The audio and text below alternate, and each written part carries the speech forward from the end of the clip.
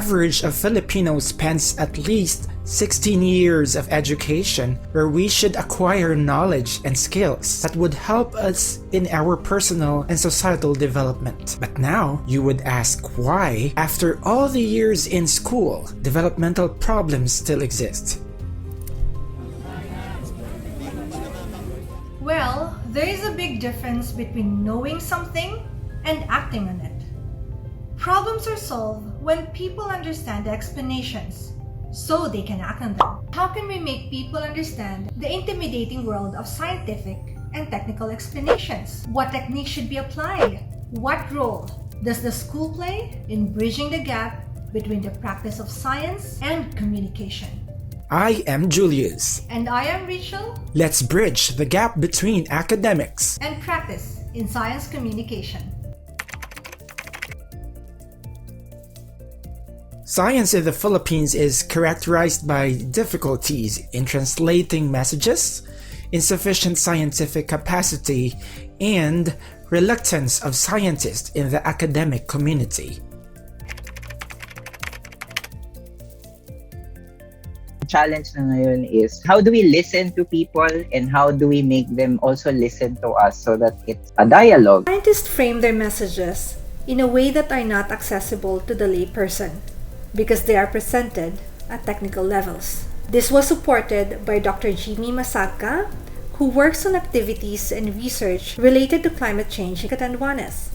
He shared that some of his co-researchers are not capable of translating scientific knowledge to the local language. Some even use scientific names during public engagement. If we already know that we shift to the highly scientific approach of communicating to a scientific communication principle, then it will be easy for local people to receive or have actions that will really help the Philippine government.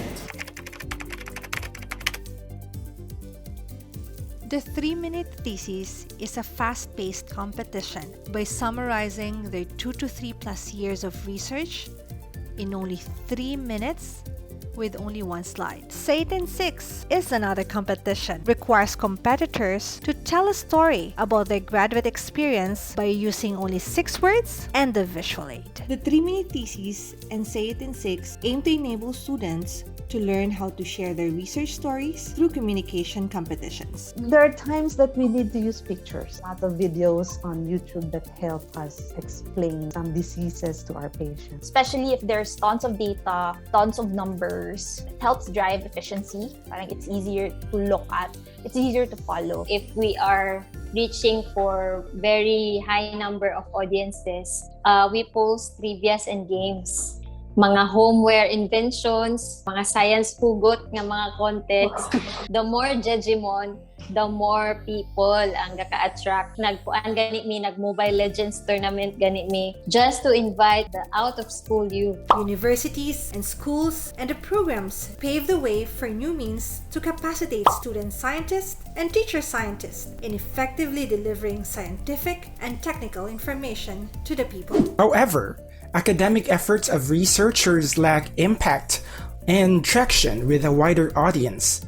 So let's discuss the pracademic relationship. Developing trusting mutual relationships between academics and practitioners where value is gained and problems are solved collaboratively. Extension programs are the solutions to this insufficient capacity to provide quality training and integration of science courses in the curriculum. Yung direction ng paggawa ng research, dapat merong patutunguhan.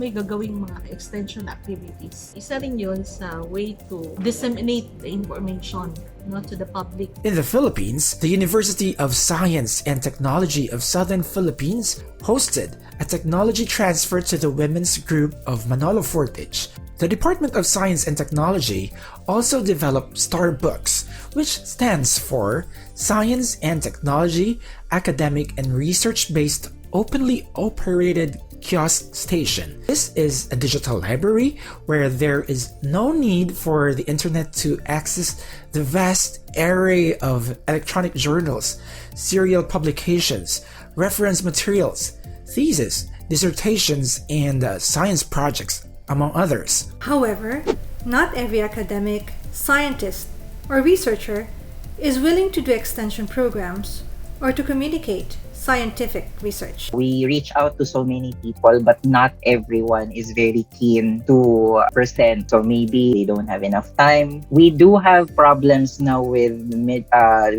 senior researchers that are a little bit set on their ways. But thankfully, there are a few, especially the younger generation, that are more familiar with the TED Talk format. And so it's easier for you to encourage them. Now, we will support you. We will ensure that you will present the best presentation that you have. Leave everything to us. Just focus on your presentation and how you're going to deliver it. Academic institutions should provide more incentives for faculty to engage with the public. Incentives is a way of showing appreciation.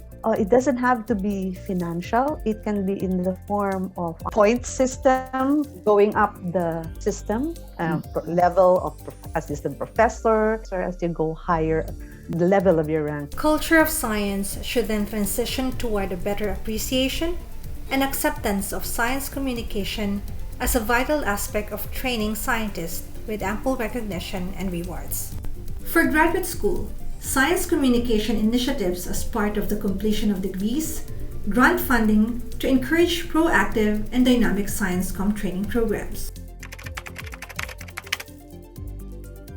It is recommended that members of the academic community, especially those involved in science-related courses, provide a variety of learning engagements, training, and mentoring to equip students with the right science communication skills. Activities to be implemented must foster dialogue, build relationships and trust, and allow engagement of participants. Second, it is recommended that science be popularized by increasing public engagement through strengthening the extension programs and services of the universities, mass media, and influencing scientists in the academic community who are reluctant of this approach. And we also want to highlight the importance of communicating with the public in their local language, as it also pays to know indigenous knowledge to make science more relatable and relevant to the lives of the intended audience. It is recommended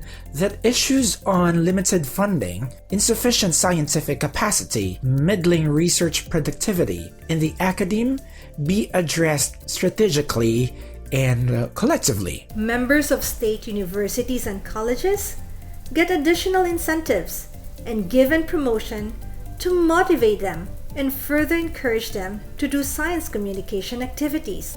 Through this, researchers will be more eager to engage with the public and integrate science communication in their research plans.